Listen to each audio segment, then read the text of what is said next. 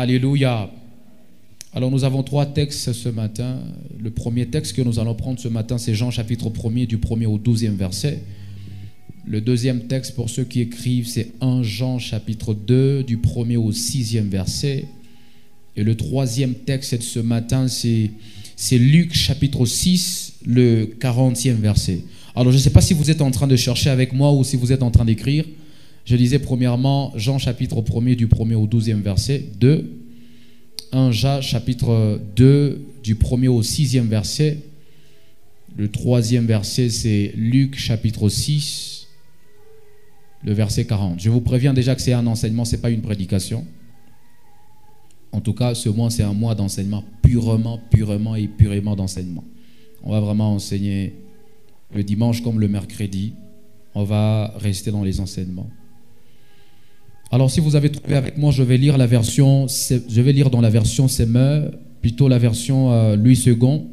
Jean chapitre 1er du 1er au 12e verset, la Bible déclare: au commencement était la parole, et la parole était avec Dieu, et la parole était Dieu.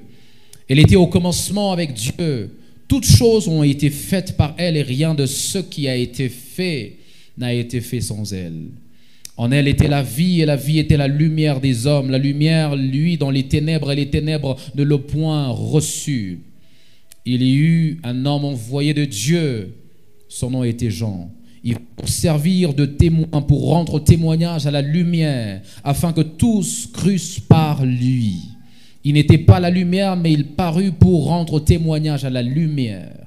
Cette lumière était la véritable lumière qui, en venant dans le monde, éclaire tout homme. Elle était dans le monde, et le monde a été fait par elle, et le monde ne l'a point connue. Elle est venue chez les siens, et les siens ne l'ont point reçue. Mais à tous ceux qui l'ont reçue, et à ceux qui ont cru en son nom, elle a donné le pouvoir de devenir enfants de Dieu, lesquels sont nés. Je vais prendre le 13e et 14e verset du même texte de Jean. Le 13e verset, la Bible déclare, je vais commencer au 12e verset, mais à tous ceux qui l'ont reçu et à ceux qui ont cru, ceux qui croient en son nom, il a donné le pouvoir de devenir enfants de Dieu, lesquels sont nés, non du sang, ni de la volonté de la chair, ni de la volonté de l'homme, mais de Dieu. Et la parole a été faite chair. Quelqu'un dit avec moi, et la parole a été faite chair.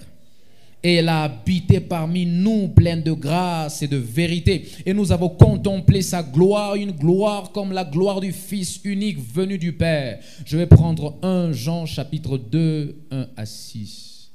La Bible déclare: mes petits enfants, je vous écris ces choses afin que vous ne péchiez point. Et si quelqu'un a péché, nous avons un avocat auprès du Père, Jésus-Christ le juste. Il est lui-même une victime expiatoire pour nos péchés, non seulement pour les nôtres, mais aussi pour ceux du monde entier. Si nous gardons ses commandements, par là nous savons que nous l'avons connu. Celui qui dit « je l'ai connu » et qui ne garde pas ses commandements est un menteur, et la vérité n'est point en lui. Je prends finalement le 5e verset, la Bible dit: mais celui qui garde sa parole, l'amour de Dieu est véritablement parfait en lui. Par là, nous savons que nous sommes en lui. Celui qui dit qu'il demeure en lui doit marcher aussi comme il a marché lui-même. On va reprendre ce verset. Celui qui dit qu'il demeure en lui doit marcher aussi comme il a marché lui-même. Le troisième texte, c'est Luc chapitre 6, Luc 6, 40, la Bible dit: le disciple n'est pas plus que le maître, mais tout disciple accompli sera comme son maître. Est-ce qu'on peut acclamer la parole de Dieu? Et on sera en train de reprendre place. Merci beaucoup à vous tous qui avez honoré la parole. Je demande à ce que le Seigneur vous bénisse abondamment pour cela. Alléluia. Alors frères et sœurs, ce matin, j'ai le privilège et encore la joie de vous parler de la part de Dieu. Et ce matin, je vais vous parler de la parole faite chair, Jésus-Christ. Vous avez bien vu, on a annoncé ce terme depuis 2 jours déjà, plus de 2 jours je crois. Je crois d'ailleurs. Et frères et sœurs, il y a quelque chose, il y a trois choses que j'aimerais effectivement faire avec vous par cet enseignement que nous commençons aujourd'hui. Je vous avertis en même temps que c'est une série d'enseignements que nous allons poursuivre jusqu'à la fin de ce mois de septembre. Tous les dimanches, nous serons en train de suivre cette série d'enseignements, mais sous différents thèmes qui vont marcher dans la même perspective. Alléluia. La première chose, frères et sœurs, que j'aimerais faire avec vous ce matin, c'est d'emmener une personne à désirer la personne de Jésus-Christ. J'aimerais t'emmener, toi qui me suis ce matin, ici en présentiel comme sur Internet, à désirer la personne de Jésus-Christ. La deuxième chose que j'aimerais faire avec quelqu'un ce matin qui est là ou qui est sur Internet, c'est de l'emmener à connaître Jésus-Christ. Au-delà de le désirer, ce Jésus-Christ-là, au-delà de désirer cette personne de Jésus-Christ, il faut que tu le connaisses. Alléluia. Aide-moi s'il te plaît à dire à celui ou à celle qui est à côté de toi, il faut que tu connaisses Jésus. Il faut que tu connaisses Jésus. Alléluia. La troisième chose, frères et sœurs, que j'aimerais faire avec vous ce matin, c'est de pouvoir aider en même temps une personne à ressembler à cette personne de Jésus-Christ. Au-delà de le désirer, frères et sœurs, il faudra que quelqu'un aille jusqu'à le connaître. Et au-delà de le connaître, il faudrait que quelqu'un aille jusqu'à lui ressembler. Alléluia. Ces trois choses, j'aimerais les faire avec vous rapidement ce matin. Et je crois que je vais poursuivre les semaines qui viennent, ou même cette semaine, la semaine prochaine, si Dieu nous le permet. Alors frères et sœurs, j'aimerais planter déjà le décor de mon message et j'aimerais commencer par donner une affirmation simple. L'affirmation en question dit: parler de Jésus-Christ dans l'église est la meilleure chose qui puisse lui arriver, frères et sœurs. Et pour certaines raisons que je vais vous énumérer, j'étais en train de dire, frères et sœurs, que parler de Jésus-Christ, parler de cette personne de Jésus-Christ dans l'église, c'est la meilleure chose qui puisse arriver à l'église, frères et sœurs. Et cela pour certaines raisons que je vous énumère très rapidement. Premièrement, c'est parce que Jésus-Christ est le chef même suprême de l'église. Selon Colossiens, chapitre 1er, le 18e et le 22e verset, la Bible nous montre clairement que le chef suprême de l'église, frères et sœurs, c'est Jésus-Christ. C'est lui qui est au sommet de l'église. C'est lui qui donne des commandements, des ordres. C'est lui qui donne la directive, la marche à suivre à l'église. Il s'appelle Jésus-Christ, frères et sœurs. Et donc, parler de lui dans l'église dont il est le chef, c'est la meilleure chose qui soit arrivée à l'église. Est-ce que je parle à quelqu'un ce matin? La deuxième raison, frères et sœurs, pour laquelle on devrait parler de cette personne, de Jésus-Christ, c'est parce qu'il est l'exemple à suivre même pour tous les chrétiens. La Bible nous l'a montré dans 1 Pierre, chapitre 2 et 21. Ce sont des versets que vous pouvez lire à la maison. Dans 1 Pierre 2, chapitre 2, le 21e verset, frères et sœurs, la Bible nous montre que Jésus-Christ est l'exemple parfait même pour tous les chrétiens. La Bible dit qu'il nous a laissé ces traces que nous devrions tous suivre en tant qu'enfants de Dieu, en tant que chrétiens. Et donc, parler de lui dans l'église, c'est la meilleure chose qui puisse arriver à l'église. Alléluia. La troisième raison, rapidement, frères et sœurs, c'est que il est important, voire indispensable de parler de Jésus dans l'église parce qu'il est même la base de l'église. Alléluia. J'ai envie simplement de dire à quelqu'un, l'église n'a pas son sens si Jésus-Christ n'existait pas. L'église n'existait pas sans Jésus-Christ, frères et sœurs. L'église même existe parce que Jésus-Christ a existé un jour. La Bible dit: car Dieu a tant aimé le monde qu'il a donné son Fils unique, afin que quiconque croit en lui ne périsse point, mais qu'il ait la vie éternelle. Et lorsque je vais dans Actes des Apôtres, chapitre 2, là où la première église, frères et sœurs, a commencé avec les apôtres, on se rend compte que l'église, c'est un ensemble de chrétiens. Je vous l'ai même déjà défini ici à l'église. Et donc, si l'église, c'est un ensemble de chrétiens, les chrétiens qui sont des enfants de Dieu, qui ont cru en Jésus-Christ, c'est que l'église ne peut pas exister sans chrétiens. Or, les chrétiens existent parce que Jésus-Christ existe. Alléluia.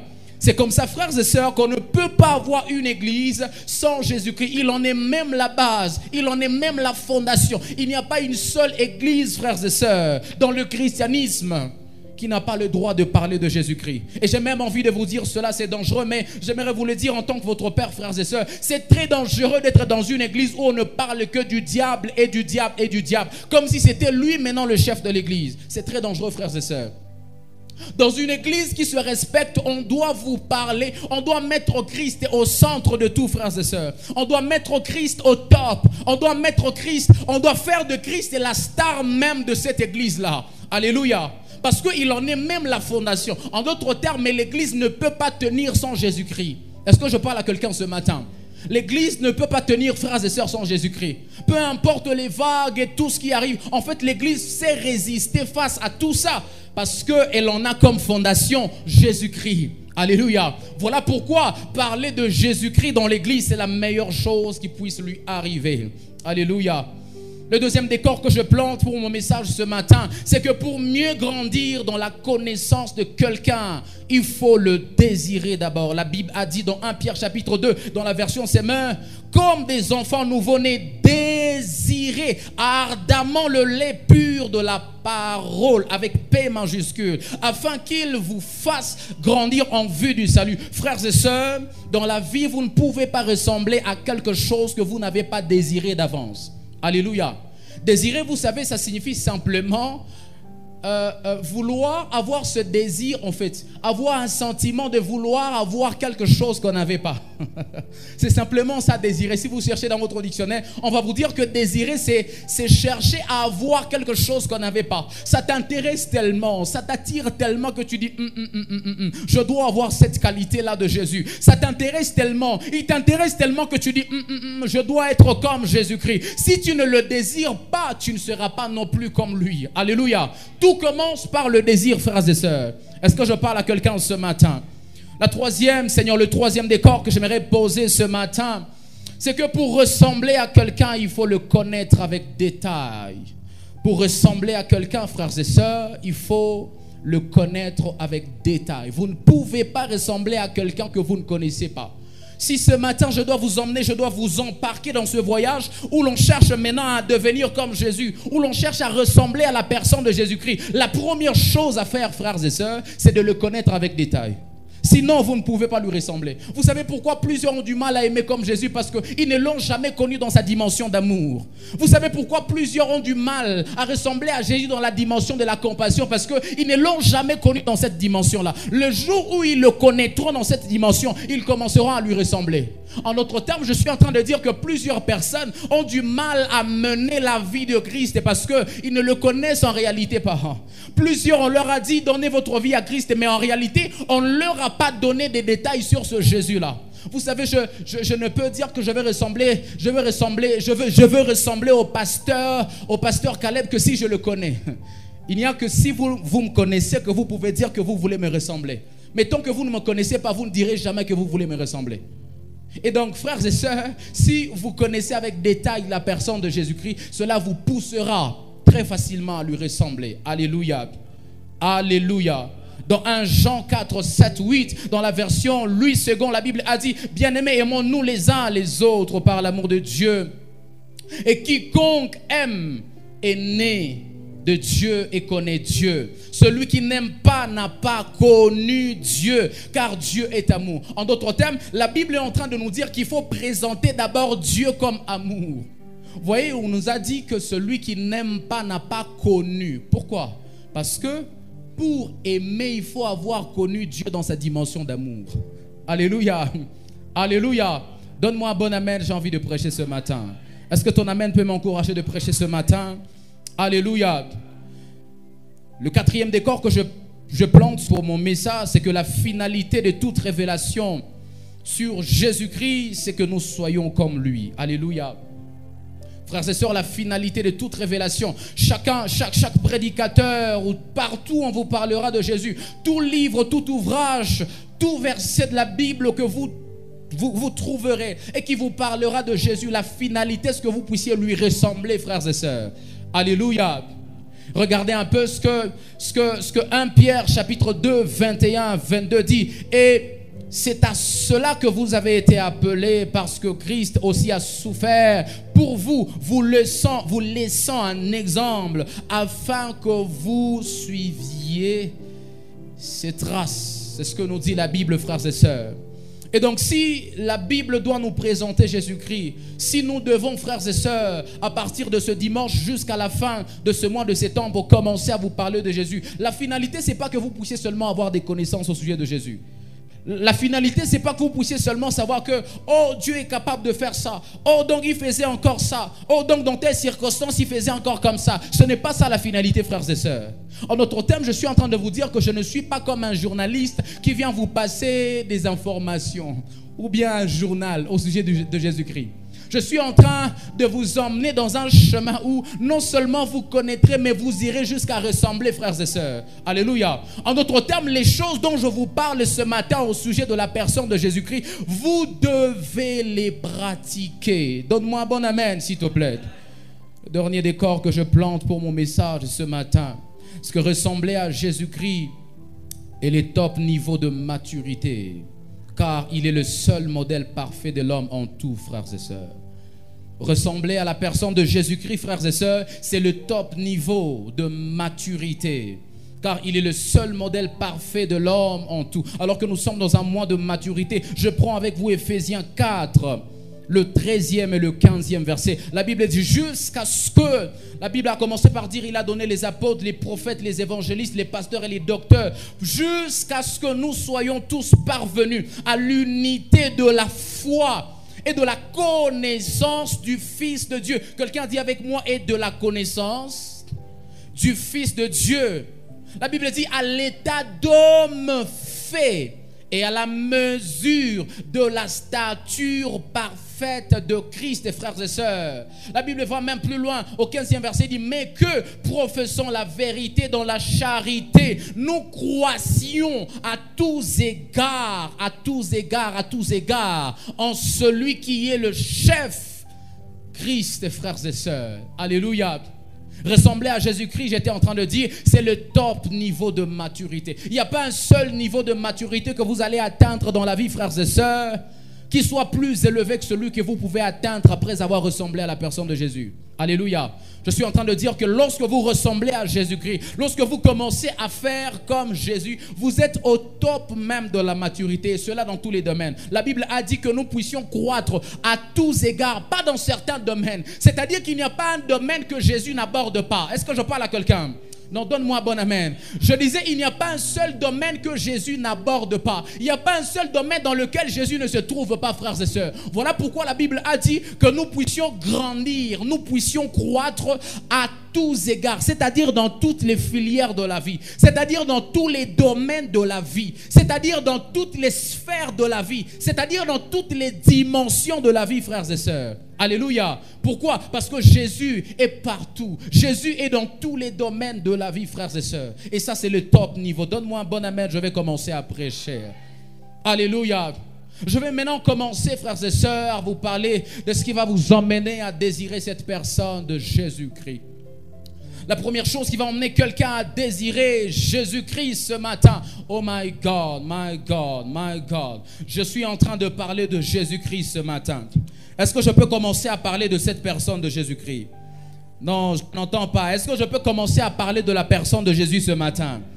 Frères et sœurs, la première chose qui va vous emmener à désirer la personne de Jésus-Christ, c'est que Jésus-Christ a la prééminence en tout. Quelqu'un dit avec moi, Jésus-Christ a la prééminence en tout. Lisons d'abord la Bible, frères et sœurs, dans Colossiens chapitre 1er, le 18e verset, dans la version Louis II, la Bible dit, il est la tête du corps de l'Église. My God. Il est le commencement. Il est le premier-né d'entre les morts. Aïe, aïe, aïe, aïe, aïe. Afin d'être en tout le premier. Est-ce que vous avez la même version que moi? Je vais reprendre cette version. Louis II, la Bible dit, il est la tête du corps de l'Église. Il est le commencement. Il est le premier-né d'entre les morts. Afin d'être en tout, pas dans certains domaines, mais en tout le premier. Alléluia. Quelqu'un dit encore avec moi, Jésus-Christ à la prééminence en tout. Comme si ça ne suffisait pas, frères et sœurs. Dans Jean chapitre 1er, le premier verset, la Bible dit, au commencement était la parole. C'est-à-dire au commencement, avant que toute chose, oh my God, j'étais en train de dire, avant que toute chose n'existe, frères et sœurs, avant qu'on ne voie les eaux, avant qu'on ne voie la lumière et les ténèbres, avant qu'on ne voie les bêtes sauvages, avant qu'on ne voie les arbres, avant qu'on ne voie les maisons, avant qu'on ne voie tout ce qui a existé, frères et sœurs, la Bible déclare qu'au commencement était la parole. Et je vous rappelle que dans cette version, c'est la parole avec P majuscule. C'est-à-dire ici, on est en train de parler de la parole faite chair. Est-ce que je peux commencer à prêcher ce matin? Aïe, aïe, aïe, donne-moi un bon amen, je vais commencer à prêcher. Je vais expliquer quelque chose de très intéressant, frères et sœurs. C'est que avoir la prééminence signifie certaines choses que je vais vous donner en ces quelques minutes. Alléluia. Lorsqu'on dit qu'une personne a la prééminence, premièrement, c'est qu'il participe à la conception de tout. Et des fois, il en est lui-même la conception. Alléluia. Quand je suis en train de dire que Jésus-Christ a la prééminence en tout, frères et sœurs, c'est qu'il a participé à la conception de tout. Et même très souvent, lui-même en a été le concepteur. Alléluia. Et j'aimerais vous donner un exemple très pratique, frères et sœurs. Lorsqu'on veut vous demander d'expliquer avec détail et avec toutes les zigzags possibles une machine qui a été conçue par un homme, la meilleure personne placée à expliquer cela, c'est la personne qui a conçu cette machine-là. Voilà pourquoi, frères et sœurs, lorsque la Bible dit que Jésus-Christ a eu la prééminence en tout, c'est qu'il était là quand on concevait tout. Et lui-même d'ailleurs était en train de concevoir les choses. Cela veut dire simplement qu'il maîtrise tout avec détail, frères et sœurs. Cela veut simplement, oh my God, je ne sais pas si je parle de Jésus-Christ dans cette église ce matin. Cela veut dire qu'il a la maîtrise de toutes choses. J'ai envie de dire à quelqu'un, le Seigneur te maîtrise plus que toi-même. Le Seigneur te connaît plus que toi-même. Des fois, lorsque tu es en train de penser que tu es en train de mourir, lui, il était là quand on concevait ta vie. Il sait que tu n'es pas encore à l'épisode 55. Tu n'es qu'au 13e épisode. Et il est en train de dire, mais pourquoi il s'inquiète comme ça? Pourquoi il s'inquiète comme ça? Pourquoi? Parce qu'il te connaît plus que toi-même. Je suis en train de parler de la prééminence, frères et sœurs. Alléluia. Lorsqu'on dit que quelqu'un a la prééminence, c'est que rien ne peut se faire sans lui. J'ai envie de dire à quelqu'un, rien ne se fera dans ta vie, rien ne se fera surtout contre toi, sans que Jésus ne donne son mot. Oh my God, j'étais en train de dire, rien ne se fera dans ta vie, et surtout contre toi, sans que Jésus ne puisse donner son aval, sans que Jésus lui-même ne puisse donner l'autorisation. Est-ce que je parle à quelqu'un ce matin? Avoir, frères et sœurs, la prééminence, ça signifie qu'il a le pouvoir de décision sur tout. Alléluia. C'est que Jésus est capable de décider sur tous les domaines de la vie. Il n'y a pas un seul domaine, frères et sœurs, où Jésus ne décide pas. Il décide dans tous les domaines de la vie de l'homme. Tous les domaines de la vie en général. Jésus-Christ a le pouvoir de décision. C'est ce qu'on appelle la prééminence, en fait. Alléluia. Avoir la prééminence, lorsqu'on dit qu'une personne a la prééminence, c'est lorsqu'il y a un partage, frères et sœurs, c'est par lui qu'on commence. Et c'est à lui qu'on donne la bonne partie. Lorsqu'on dit qu'une personne a la prééminence, c'est-à-dire quand on fait le partage, c'est lui qui reçoit le plus. C'est lui qui reçoit plus que tout le monde. C'est lui à qui on donne la bonne partie. Alléluia. Avoir la prééminence, ça signifie la dernière chose que j'ai envie de vous donner. Avoir la prééminence, frères et sœurs, ça signifie aussi que lorsqu'il y a une bonne réalisation, c'est lui qu'on applaudit même s'il n'a rien contribué. Alléluia.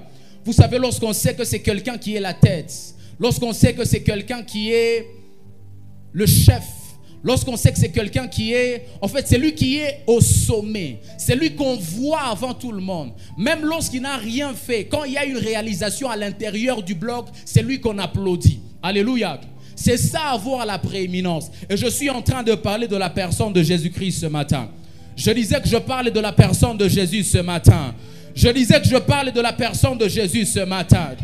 La deuxième chose qui va te pousser à désirer cette personne-là, oh my God, oh my God. Imagine que tu deviennes comme la personne de Jésus-Christ. Imagine que tu deviennes comme Jésus qui a la prééminence, où l'on ne fera plus rien sans toi, où plus rien ne se fera dans ta vie sans que toi tu ne donnes ton aval. Imagine que tu sois comme Jésus, où lorsqu'on fait le partage, lorsqu'il y a partage, lorsqu'on fait le partage, c'est à toi qu'on donne la bonne part. Imagine que tu sois comme la personne de Jésus-Christ, où lorsqu'il y a une réalisation quelque part, même lorsque tu n'as pas travaillé beaucoup, c'est toi qu'on applaudit. Alléluia. Je suis en train de pousser quelqu'un à désirer davantage la personne de Jésus-Christ. La deuxième chose, frères et sœurs, c'est que Jésus-Christ est élevé plus que tout. Quelqu'un dit avec moi, Jésus-Christ est élevé plus que tout. Dans Philippiens chapitre 2, le 5e du 5e au 11e verset. Je vais lire rapidement l'un des textes que j'adore beaucoup dans la Bible, frères et sœurs. La Bible dit: ayant vous les sentiments qui étaient en Jésus-Christ, lequel existant en forme de Dieu n'a point regardé comme une proie à arracher d'être égal à Dieu, mais s'est dépouillé lui-même en prenant une forme de serviteur, en devenant semblable aux hommes et en ayant paru comme un homme un simple homme. Il s'est humilié lui-même en se rendant obéissant jusqu'à la mort, même jusqu'à la mort de la croix. My God. La Bible dit, c'est pourquoi aussi, oh my God, la Bible dit, c'est pourquoi aussi Dieu l'a souverainement élevé et lui a donné le nom qui est au-dessus de tout nom, afin que tout genou fléchisse, afin qu'au nom de Jésus, tout genou fléchisse dans les cieux, sur la terre, sous la terre, et que toute langue confesse que Jésus-Christ est Seigneur, à la gloire de Dieu le Père. Moi, à ta place, j'allais commencer à acclamer déjà le Jésus de Nazareth. Je disais que moi, à ta place, j'allais commencer à acclamer, à applaudir pour le roi des rois. Oh mon Dieu, je disais que moi, à ta place, j'allais même me lever, commencer à acclamer pour le roi des rois. J'allais même me tenir debout, commencer à lancer des cris de joie pour le roi des rois. Oh mon Dieu, oh mon Dieu. Est-ce qu'il y a des gens qui comprennent de quoi je suis en train de parler? Quelqu'un dit avec moi: dans les cieux, sur la terre, sous la terre, dans la mer, à l'intérieur et au fait fond de la mer, dans ma famille, dans mes études, dans mon business, dans mes gènes et même dans mon sang, Jésus-Christ est Seigneur. Encore une fois, dans les cieux, sur la terre, sous la terre, même dans la mer, dans ma famille, même dans le camp de mes ennemis. Oh, même dans le camp de mes ennemis. Je disais même dans le camp de mes ennemis. Même en enfer, frères et sœurs, Jésus-Christ est Seigneur. Quelqu'un dit pour la dernière fois: dans les cieux, sur la terre, sous la terre, dans la mer, même devant le diable. Je disais même devant le diable, Jésus-Christ est Seigneur. Parce que Dieu l'a souverainement élevé, frères et sœurs. Cela veut dire qu'il est au-dessus de toutes choses. Quelqu'un dit avec moi: dans les cieux, sur la terre, dans la mer, même dans mes problèmes. Je disais même dans mes problèmes. Y a-t-il quelqu'un qui est en train d'élever Dieu au-dessus de ses problèmes ce matin? Y a-t-il quelqu'un qui est en train d'élever Dieu au-dessus de ses problèmes ce matin? Qui est en train de dire: Seigneur, je comprends que j'ai des problèmes aujourd'hui. Je comprends que j'ai un petit problème d'argent. Je comprends que j'ai un petit problème en famille. Mais je reconnais une chose, c'est que malgré tout cela, tu es Seigneur. Malgré tout cela, tu es au-dessus de tout. Malgré tout cela, tu es Seigneur. Malgré tout cela, tu es au-dessus de tout. Malgré la confusion dans mon travail, malgré la confusion et l'incompréhension dans mes relations, je reconnais une chose, c'est que le Père t'a souverainement élevé. La Bible a dit que toute langue confesse que Jésus-Christ est Seigneur. La Bible a dit que tout genou fléchisse, que Jésus-Christ, alléluia. Je suis en train de parler de ce Jésus. Imaginez que vous soyez comme une personne comme ça. Ou même lorsque les gens sont contre vous, ils seront quand même obligés d'être contre. Ils seront obligés d'être pour vous. Ou même quand ça ne va pas, les gens seront obligés d'être en accord avec vous. Imaginez que vous soyez comme quelqu'un de ce genre-là. Alléluia. Alléluia. Est-ce que je suis en train de susciter en quelqu'un ce désir de ressembler à Jésus ce matin? La troisième chose, frères et sœurs, c'est que Jésus n'a point connu de péché. Quelqu'un dit avec moi: Jésus n'a point connu de péché. Dans 1 Pierre 2, 21 et 22, la Bible dit: c'est à cela que vous avez été appelés, parce que Christ aussi a souffert pour vous, vous laissant un exemple afin que vous suiviez ses traces. Lui qui n'a point commis de péché et dans la bouche duquel ne s'est point trouvé de fraude. Regarde ton voisin, dis-lui: voisin, imagine que tu sois comme quelqu'un de ces gens-là. Imagine que tu sois comme quelqu'un de ces gens-là. Quelqu'un qui a été dans la chair mortelle. Mon frère, il a porté la chair qui demande l'argent, mais il n'a jamais volé l'argent. Il a été dans la chair qui demande les femmes, mais il n'est jamais tombé dans l'impudicité. Il est allé dans la chair qui demande la tricherie, mais il n'avait jamais triché. Il est venu dans la chair qu'on peut corrompre, mais il n'a jamais connu la corruption, frères et sœurs. Imagine que tu sois comme quelqu'un de ces gens-là. Alléluia. Frères et sœurs, une autre chose qui va te pousser à désirer, à ressembler à la personne de Jésus, c'est que Jésus-Christ, c'est Jésus-Christ qui décide sur toute forme de mort. Quelqu'un dit avec moi, c'est Jésus qui décide sur toute forme de mort. Regardez un verset très dangereux dans la Bible. La Bible dit dans Apocalypse 1, 17 et 18. Quand je le vis, ces gens qui sont en train de parler, quand l'esprit, quand il a été ravi en esprit, dans le premier chapitre, il dit quand je le vis, je tombais à ses pieds comme mort. Il posa sur moi sa main droite en disant, ne crains point, je suis le premier et le dernier et le vivant. J'étais mort et voici je suis vivant au siècle des siècles. Maintenant il dit, je tiens les clés de la mort et du séjour des morts. Non, ça c'est grave, ça c'est grave. Il dit je tiens la clé. Il dit je tiens, il ne dit pas la clé, il dit je tiens les clés de la mort et même du séjour des morts. C'est-à-dire que même si l'on arrive à te tuer sans l'aval de Dieu, tu ne peux quand même pas entrer dans le séjour des morts. Parce que c'est lui qui a et la clé de la mort et la... Oh my God. C'est lui qui a les clés de la mort et même les clés du séjour des morts. Est-ce que je parle à quelqu'un ce matin? Imagine que tu sois comme quelqu'un de ce genre-là. C'est toi qui décides sur ta mort. C'est toi, à un moment donné, tu tombes malade. Les gens ont commencé à te dire que tu vas mourir. Le médecin a dit, il n'y a plus de solution pour toi. Même si je t'emmène en Italie, il n'y a plus de solution pour toi. Tu dis, moi, je ne mourrai pas, je vivrai. Moi, je ne mourrai pas, je vivrai. Je raconterai les œuvres de l'Éternel. Pas parce que tu es en train de douter. Pas question de foi, mon frère. Parce que tu es ressemblé à Jésus. Imagine que tu deviennes comme ça. Regarde encore ton voisin, dis-lui voisin. Imagine que tu deviennes comme quelqu'un de ces gens-là. Alléluia. J'ai envie de dire à quelqu'un, c'est Jésus-Christ qui décide sur la mort de tous ceux qui meurent, frères et sœurs. C'est Jésus qui décide. Parce que tu ne peux pas mourir sans que lui, il ouvre la porte. Alléluia. Alors frères et sœurs, j'ai envie de vous parler de la dernière partie de mon message, peut-être ce matin. Parce que notre temps est en train de s'épuiser.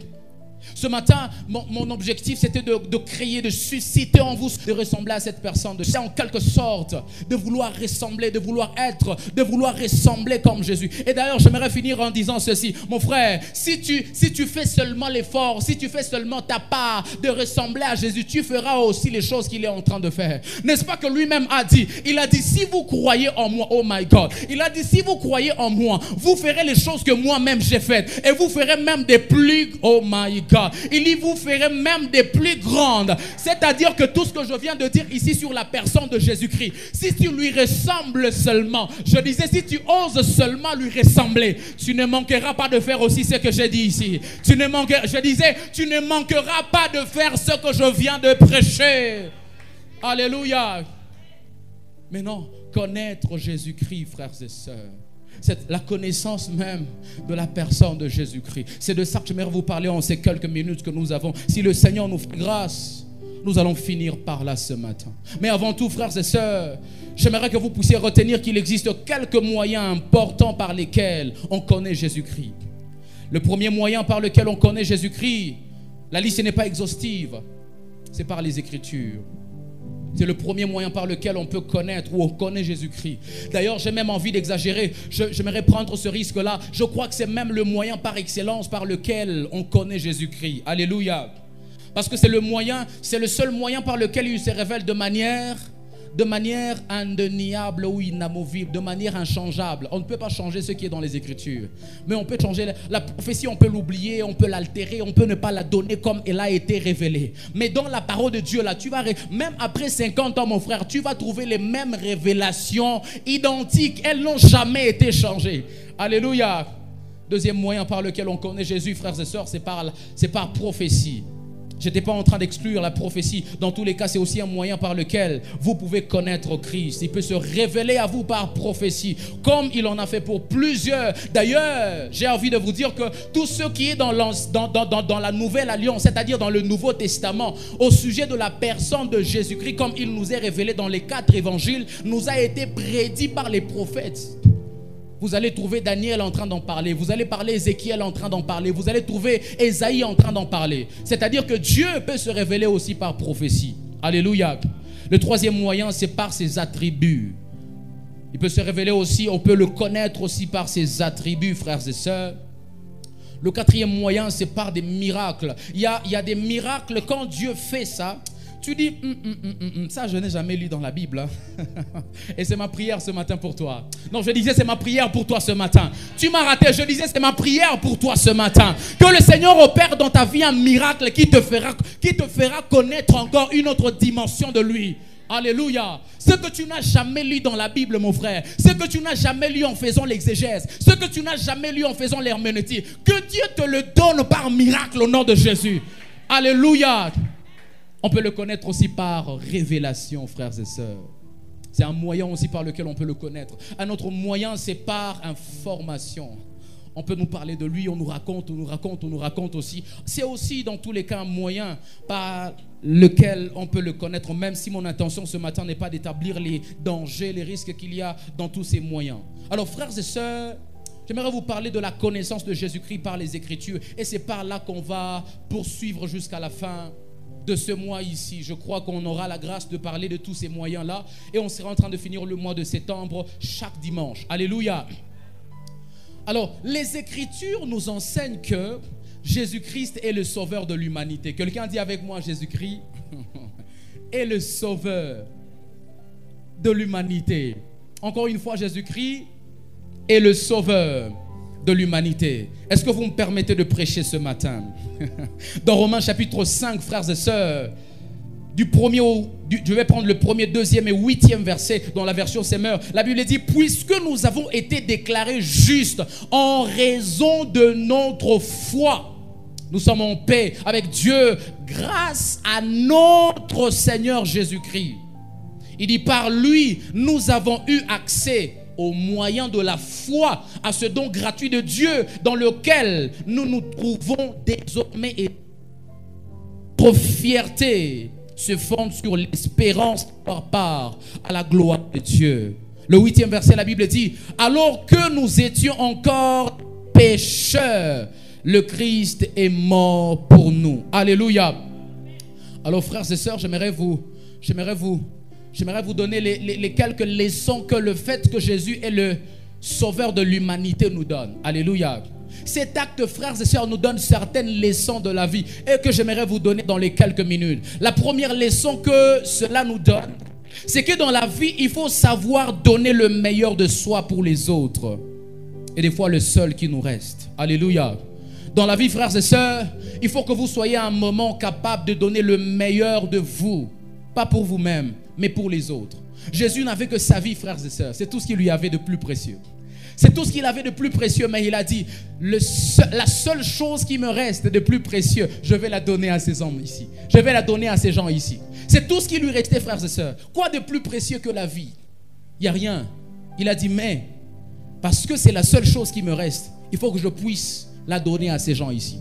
C'est une très bonne leçon dans la vie, frères et sœurs. C'est pourquoi dans la vie, il vous faut atteindre un moment donné, un stade où vous êtes capable de donner à quelqu'un le seul billet qui vous reste en poche. Ma question, est-ce que vous l'avez déjà fait un jour? C'est ma question ce matin. Est-ce que vous l'avez déjà fait un jour? La seule chose là qui vous restait, c'est le seul habit propre, le seul habit du dimanche, comme on l'a toujours dit. Le seul habit du dimanche qui vous restait, vous l'avez donné à quelqu'un. C'est une leçon que cela nous donne, frères et sœurs. Il n'avait que ça. Il n'avait rien de plus précieux que la vie. Il a dit, ça, je vais donner à ces gens ici. Alléluia. Deuxième leçon que cela nous donne, frères et sœurs, c'est que la maturité nous exige de nous rapprocher de ceux qui sont de loin inférieurs à nous pour les aider à atteindre notre niveau. Et ça s'appelle la solidarité. Frères et sœurs, la maturité nous exige de pouvoir descendre plus bas pour aller vers ceux qui sont de loin inférieurs à nous et les aider tant soit peu. J'ai bien dit les aider tant soit peu. Même si on peut ne pas avoir tous les moyens possibles, mais essayer quand même de les aider à monter pour atteindre le niveau qu'on a aujourd'hui. Alléluia. Ça, c'est une leçon que cela nous donne, frères et sœurs. Lui qui était Dieu dans son trône, dans son confort. Je me suis toujours imaginé comment ça s'était passé lorsque son père était venu lui dire, c'est toi qui vas quitter le trône pour aller mourir pour ces gens-là. Les gens qui étaient sales, frères et sœurs. Imaginez, oh my God. Cet homme-là n'était pas venu pour nous. Cet homme-là n'était pas venu vers nous parce qu'on avait des qualités. Mais ce qu'il avait attiré vers nous, c'était nos défauts. Imaginez ça, frères et sœurs. Il n'avait pas été attiré par nos défauts. Il n'avait été attiré par aucun intérêt, frères et sœurs. Tout ce qu'il avait attiré, frères et sœurs, c'était de nous ramener de là où nous étions pour nous emmener à ce standard. Voilà pourquoi la Bible dit désormais que nous sommes des héritiers de Dieu et nous sommes des co-héritiers. Est-ce que je suis en train de parler à quelqu'un ce matin? Nous qui étions inconsidérables, nous qu'on ne pouvait même pas voir, la Bible déclare que de la poussière, il retire les faibles et il les fait asseoir avec les grands. Je disais de la poussière, il retire les faibles et il les fait asseoir avec les grands. Nous qui n'étions pas connus, frères et sœurs, regarde comment nous sommes connus aujourd'hui. Regarde ton voisin, dis-lui voisin, regarde maintenant ce que je suis devenu. Regarde maintenant ce que je suis devenu. Et tu sais comment tu l'es devenu? C'est grâce à quelqu'un qui a accepté de quitter son trône. C'est grâce à quelqu'un qui a accepté de quitter son confort. C'est grâce à quelqu'un à qui on n'avait même pas donné un salaire, mais qui avait accepté de quitter le confort dans lequel il était pour venir te ramener de là où tu étais et te mettre. Malheureusement, il ne t'avait même pas mis au standard plus inférieur. Il t'avait mis au standard où lui-même était. Est-ce que je parle à quelqu'un ce matin? Je dis, Jésus n'était pas venu te ramener de là où tu étais pour te mettre à un certain niveau de la vie. Non, il t'avait mis au même niveau que lui, au même niveau que lui. Alléluia. Dans la vie, il faut être capable de le faire, frères et sœurs. Si Christ l'avait fait pour nous, nous devons aussi le faire pour les autres. Parce que la Bible nous l'a dit, comme nous avons lu dès le texte de base, tel il a vécu sur la terre, tel nous devons aussi vivre. Alléluia. Quelqu'un dit avec moi, la maturité veut que nous puissions descendre plus bas vers ceux qui sont loin, inférieurs à nous, et les mettre à notre niveau. Alléluia. Ça, c'est un niveau de maturité, frères et sœurs. En réalité, lorsqu'on parle de solidarité comme vertu, c'est un niveau de maturité. C'est un niveau de maturité où tu ne regardes pas les autres comme des étrangers. C'est un niveau de maturité où quand quelqu'un ne sait pas faire ce que toi tu sais faire, tu ne le regardes pas comme un étranger. Mais tu vois que c'est ton frère. En réalité, tu ne vois pas en lui une faiblesse, mais tu vois en lui un potentiel serviteur de Dieu. Tu ne vois pas en lui, en fait, tu ne vois pas en lui cette personne-là, mais tu vois en lui un futur chantre puissant et international. C'est comme ça que quelqu'un qui est mature voit les gens. Il ne voit pas les défauts des gens, mais il voit les qualités dans les défauts des gens. C'est ça la solidarité, frères et sœurs. Et ça, c'est un niveau de maturité qui nous est communiqué comme leçon par le fait que Jésus-Christ a été le sauveur de l'humanité. Est-ce que je parle à quelqu'un ce matin? Donne-moi un bon amen. Une autre leçon, frères et sœurs, que ça nous donne, c'est que dans la vie, il faut tout donner pour apporter la lumière dans les ténèbres. Et la vie a lieu et place de la mort. Je disais, dans la vie, frères et sœurs, il faut tout faire pour donner la lumière dans les ténèbres. Et la vie a lieu et place de la mort. La Bible a dit dans Matthieu chapitre 5, la version Semeur, je vais 14e, 15e et 16e verset. Vous êtes la lumière du monde. Il dit, une ville au sommet d'une colline n'échappe pas au regard. Il en est de même d'une lampe. Si on l'allume, ce n'est pas pour la mettre sous une mesure de grain. Au contraire, on la fixe sur un pied de lampe pour qu'elle éclaire tous ceux qui sont dans la maison. C'est ainsi que votre lumière doit briller. Quelqu'un dit avec moi, votre lumière. Non, dis-le bien, ma lumière doit briller. Dis encore une fois, ma lumière. Il dit, votre lumière doit briller devant tous les hommes. Oh my God, oh my God, oh my God. La Bible dit, votre lumière doit briller devant tous les hommes. Pas devant ceux qui sont au même niveau que vous. Pas devant ceux qui ont l'argent comme vous. Pas devant ceux qui s'habillent comme vous. Pas devant ceux qui parlent bien comme vous. Mais devant tous les hommes, frères et sœurs. Votre lumière est censée briller. Alléluia. Pour qu'ils voient le bien que vous faites et qu'ils en attribuent la gloire à votre Père céleste. Alléluia. Ça, c'est une très bonne leçon que cela nous donne, frères et sœurs. Jésus-Christ, sauveur de l'humanité, nous a donné comme leçon que dans la vie, lorsqu'on a la lumière, ce n'est pas pour soi-même. La lumière qu'on porte, frères et sœurs, c'est en réalité pour les gens qui sont dans les ténèbres. Vous savez la raison pour laquelle Dieu vous a donné cette qualité que vous avez. C'est pour aider ceux qui sont dans les défauts de la même qualité que vous avez. Afin de sortir de ces défauts-là et avoir la même qualité qu'il vous a donnée. Vous savez la raison pour laquelle Dieu vous a donné juste un peu d'argent. Il est vrai que vous n'avez pas beaucoup d'argent, mais vous avez quelqu'un que vous pouvez aider avec le peu d'argent que vous êtes en train de qualifier de peu. Il y a quelqu'un que vous pouvez aider à ce niveau-là. Alléluia. Même si vous n'avez pas trop, frères et sœurs, mais tant soit peu, j'étais en train de vous dire, vous pouvez aider quelqu'un tant soit peu de quitter le niveau où il était pour l'emmener quelque part. Alléluia. Même si vous n'en avez pas tous les moyens, vous pouvez l'emmener quelque part. La lumière que Dieu vous a donnée, ce n'est pas pour vous-même. La lumière que Dieu vous a donnée, c'est pour les autres. Voilà pourquoi un enseignant, quand je faisais la cinquième année littéraire, latin philo, un enseignant de poésie latine nous a dit, frères et sœurs, dans la vie, on ne vit pas pour soi-même, on vit pour les autres. D'ailleurs, il est allé plus loin, il a dit dans la vie, Dieu nous crée pour les autres. Ce n'est pas pour nous-mêmes qu'il nous crée. Sinon, il nous aurait laissé là où nous étions. Si c'était pour nous, il nous aurait laissé là où nous étions. Mais s'il nous a créés, c'est pour les autres, frères et sœurs. Ça, c'est une très bonne leçon que Christ nous a donnée. Il a dit, moi j'ai la vie. Ces gens ici, à lieu et place de la vie que moi j'ai, ils ont la mort. C'est pourquoi moi qui ai la vie, je vais venir avec la vie et la leur apporter. Il a dit, moi je suis dans la lumière, mais ces gens-là, ils sont dans les ténèbres. Il dit, à lieu et place des ténèbres dans lesquelles ils sont, ces gens-là, moi qui suis la lumière, je vais venir avec la lumière et la leur apporter. C'est ça qu'on appelle Jésus-Christ, le sauveur de l'humanité. Alléluia. Est-ce que je parle à quelqu'un ce matin?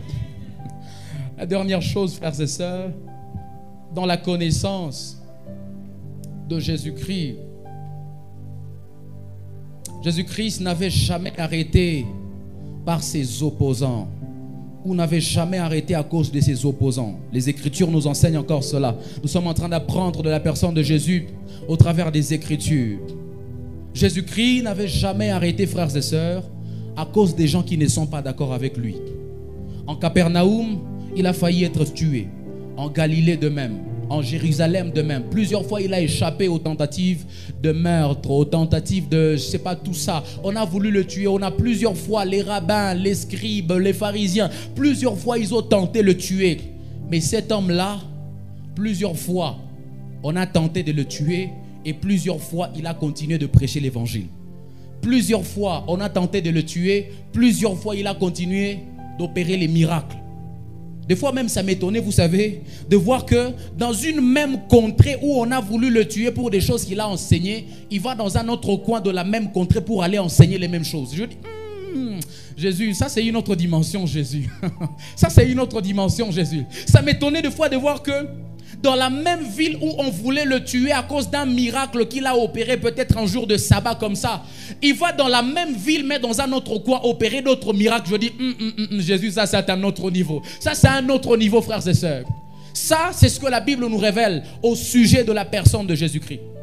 C'est pourquoi lorsque vous voyez Marc chapitre 2 du premier, frères et sœurs, au 7e verset, on nous parle d'un Jésus qui guérit un malade et qui pardonne ses péchés. La Bible déclare qu'il y a un malade qu'on a mené au point qu'on n'avait même pas trouvé d'espace pour le faire parvenir auprès de Jésus.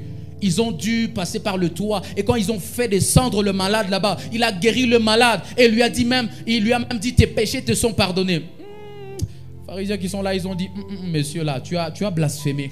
Tu peux quand même pas aller jusque là. Comment tu oses dire à quelqu'un que ses péchés sont pardonnés? Mais le même Jésus dans le même chapitre, frères et sœurs, ça m'a étonné. Ça m'a étonné, frères et sœurs. Lorsque vous sautez maintenant le 7e verset, vous allez au 13e verset. Quelque part, on vient le contester, frères et sœurs. La Bible déclare quelque part qu'il est devant les pharisiens. Et quelque part, on l'a invité, les collecteurs d'impôts, ils l'ont invité à aller participer à leur table. On l'avait invité pour aller manger. Et puis les pharisiens ils ont dit, mais comment votre maître ose aller manger? C'est dans le même chapitre, frères et sœurs. Comme si ça ne suffisait pas, le même Jésus, frères et sœurs, lorsque vous allez au 23e verset, il est quelque part dans un champ Et puis, il travaille le jour du sabbat. Mais Jésus, tu es comment en fait?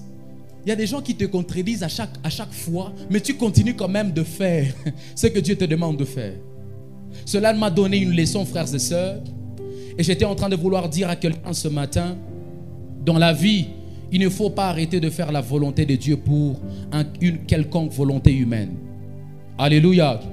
C'est une leçon que Jésus-Christ nous donne, frères et sœurs. Dans la vie, il ne faut jamais arrêter de faire la volonté de Dieu pour une quelconque volonté humaine. Vous savez, une chose est vraie, frères et sœurs. Les hommes tenteront toujours, et alors toujours, de vous égarer de la volonté de Dieu.